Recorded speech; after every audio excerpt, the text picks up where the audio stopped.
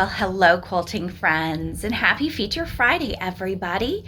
Thank you guys so much for joining me today in my sewing studio.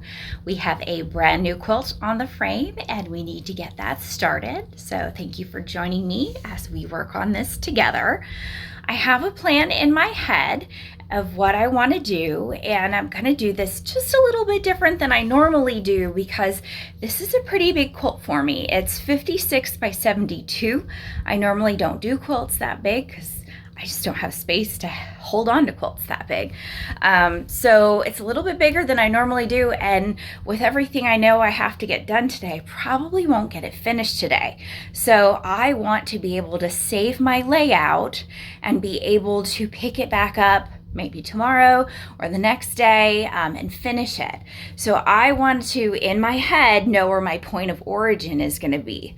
So when I'm setting this quilt up, I'm going to start from the very beginning, and I'm going to set up my safe area or my quilt area at the full end of my frame, and that way I know exactly where that point of origin is for when I shut off my machine and come back the next day. So I'm going to do this with you guys together, and that way you can see how I do that. Let's turn around and get started. So here is the quilt that I put together. You can see it's kind of pulled up there on the floor because it is a little bit longer than I normally do. It was just a jelly roll that I had that I sewed together strips and made little squares and put kind of some sashing in between it. And I've got a little white border on the edge that's the same size as the sashing. Nothing fancy, but I think it turned out cute, and I want to put a fun little design on it and do an overall edge-to-edge design. So we are going to start from our basic home screen, what you've got when you turn the robot on, because I need to set my quilting area or my safe area and use that as my point of origin too for when I save my layout. So what I'm going to do is kind of walk my machine all the way down to the back left corner of my frame. So I'm pushing all the way over left, and then I'm going to push all the way back as well. And this is going to be where I'm going to hit my plus sign here on my screen. So I've got my plus here to set that point, but I also know that this is going to be my point of origin when I save my layout and bring it up on another day. That way I'm not having to kind of guess where I was on my backing or make estimations. I'll know exactly where that was. So now we're going to cruise on down, and I'm going to use the right side of my frame as well and come all the way to the right far as I can and come all the way forward as far as I can. That way I'm just consistent, and I'm trying to do this one-handed and get my machine not to drift on me, and I'm going to press my plus sign. And now I've got my height and width of my full table, and I'll hit my plus sign here. And now my orange box for my safe area is super large because it's my whole table. I've got an 8-foot table here. All right, I'm going to get back on my quilt top here. And now we're in layout, and we're going to set our layout box. And it's going to be large because this quilt top's large. I'm going to set my quilt top as my layout area. I'm doing edge to edge. So from layout here on the left, I'll come over to the right and hit my plus sign. And my directions tell me to set the first point of my pattern box. So I'm going to come over to the top left corner of my quilt. And as you know, I usually hover about 1/4 of an inch above the top left corner and about 1/4 of an inch to the left of the side. That way I'm just a little bit outside. That way when my edges might go a little crooked on my border, I'm still catching all of my fabric with my design. So I'm going to hit my plus sign here. And then it says set the next point in your pattern box. So I'm going to cruise on down to the other side of my quilt. At least I get some walking steps in today with this big of a quilt. I haven't done a king size in a long time because my frame is 8 feet, not 10 feet or 12 feet. So this is enough for me. All right, so I'm going to choose probably about this area here. And I'm going to come 1/4 of an inch outside the edge of my border space here. Just hover outside. That way if this side gets a little crooked, I'm still catching all my fabric, and I'm gonna hit my check mark. So now when I've got my full pattern box selection here, you can see I've got my big table, safe area, and then inside it, I've got my layout box. And I'm just gonna select from my full view, I'm gonna just select my single pattern box view. And that way I can look with what we're working with. So from here, it's time to choose our pattern. And you guys, I already figured out what I want. So I'm gonna go to patterns, and I'm gonna come down here to my little white search bar, and I'm gonna open that up by touching on it to get my keyboard. And I'm gonna type in the word petunia. And right there is the design I want. It's this little edge-to-edge design with flowers on it. And I thought, let me highlight that. I thought that would be appropriate because if you look at this fabric, I've got cute little flowers here, leaves here, teeny tiny little flowers here, some other flowers here. Just how that'll be kind of cute across this whole thing. I think that'll be a nice match for this. So I have it highlighted after touching it. I'll hit my check mark, and one repeat of my petunia design will load into my layout box. We need more than that, and we've jumped from pattern to edit because we loaded a design. So I'm gonna come over to the right-hand side and work with my repeat first. I'm gonna highlight my repeat feature at the very top of my inner ribbon, and we're gonna give it some more horizontal repeats, see what looks good. I don't want this too dense, and boy, are we close there. I think that looks great.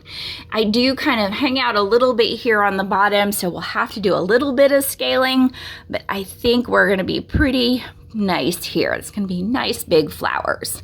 Let's go ahead and jump down to our scale feature. And normally I hit auto scale, but I think I'm just gonna nudge this in because it's so close with my slider bars and my plus and minus. That way everybody who is using a model that does not have auto scale can see me do that. So I'll work first here with my vertical one. I'm gonna hit minus here. And as I do that, you can see it shrinking on the bottom. And we're going to get those flowers to fit there vertically. And there we are. So they are right inside my pattern box. And now we just need to nudge this in just a hair on the horizontal. So I'm going to come down here and use my horizontal minus. And let's see if I can get this all in one shot. And oop, that's just a little too far. There we go. I think that's perfect. So we are fitting right inside our box. So using those plus and minuses are super easy to use if you do not have auto scale on your robotic system. So I think this looks great. I love how this is gonna look on the quilt. I think it's gonna be a nice pattern design. I wanna show you guys, this is gonna be really hard to see. It looks white, but it's actually a pale blue and pale pink thread. So I think that's gonna look really pretty with just a light variegation in that thread. So let's go ahead and hit our home button, and we've got this ready to stitch out. So I'm going to get that started. I'm going to highlight my needle so that we stitch out and not just trace.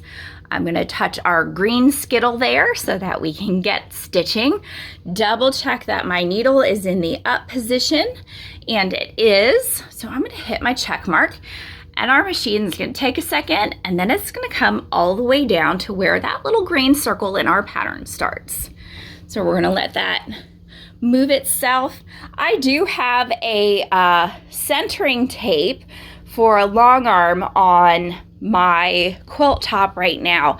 With all of these little squares floating across the quilt and this being long, I wanted to make sure that I didn't get crooked as I'm going down the quilt.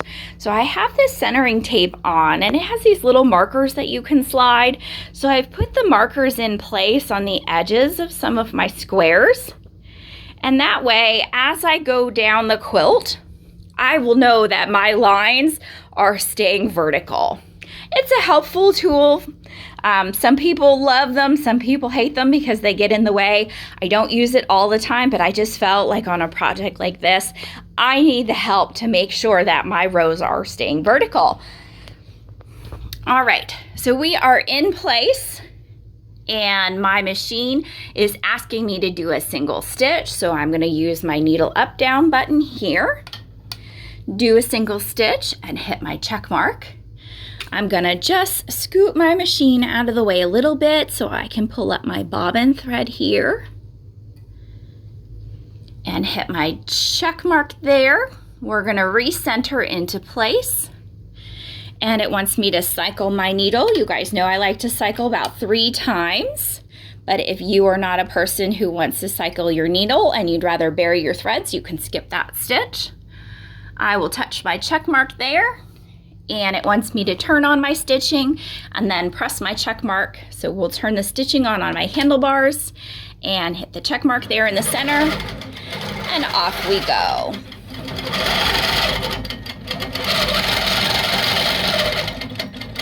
So I'm just going to let this stitch out. See, we've got a leaf already. I'm going to let this stitch out and I'll be back with you in just a few minutes. All right, so we are done with our first row and I think this turned out adorable. I don't know if you can see the variegation in the thread on camera because it is so subtle, but in person you can see this kind of goes from blue into pink into blue and white. There's white in here. It really turned out cute. I am loving it. This floral right here kind of mimics the floral petal here. So I'm so happy with this. So I need to keep going, and normally I would hit my nesting feature and go on to the next row, but I need to do a couple of things first. And so I want to make sure I save this just in case something happens and the power goes out or whatever. So I'm going to save this and then go on to my nesting. So I'm going to flip from home back down to layout right now.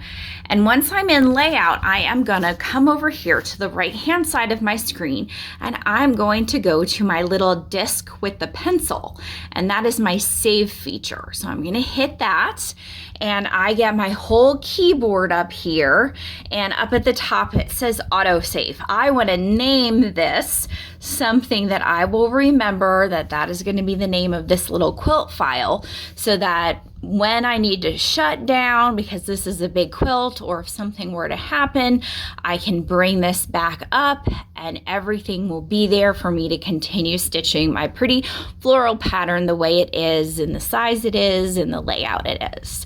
So let's name this, since the design was Petunia, let's name it Petunia.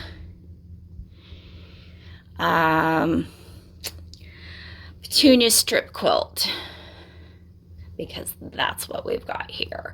So this is called Petunia strip quilt for the layout name. I've got that up here. I'm going to hit my check mark and it says layout. So now with our layout saved, you know I like to double check and make sure things are where they belong. So right above our save for our layout, we have a little file folder. That is where all of our saved layouts go. So when we want to bring them back up, that's where we're going to go to. I'm just going to touch on my little file folder here and double check that my layout is in there. And right there it is, Petunia strip quilt. So when I want to bring it back up, I know it is there. I'm going to hit cancel down here. And I'm back to my design pattern, and now I can go on to nesting and stitching out more. I can simply hop back up to my home feature. I've got my nesting over here, and I continue on quilting until I am ready to finish for the day. Thank you guys so much for joining me while I start another quilt. I know you are going to see another session of Feature Friday with this quilt, maybe even two. This is a big one and I've got a lot of work to do on it. So I hope we all had a good time today. Maybe you learned a little something about when you're setting up for a big quilt, you want to find that point of origin with your quilt saved area and how to save that layout. And I will be bringing you guys back with that feature another day so that we can all do that together. Thanks so much for joining me, and I will see you guys real soon.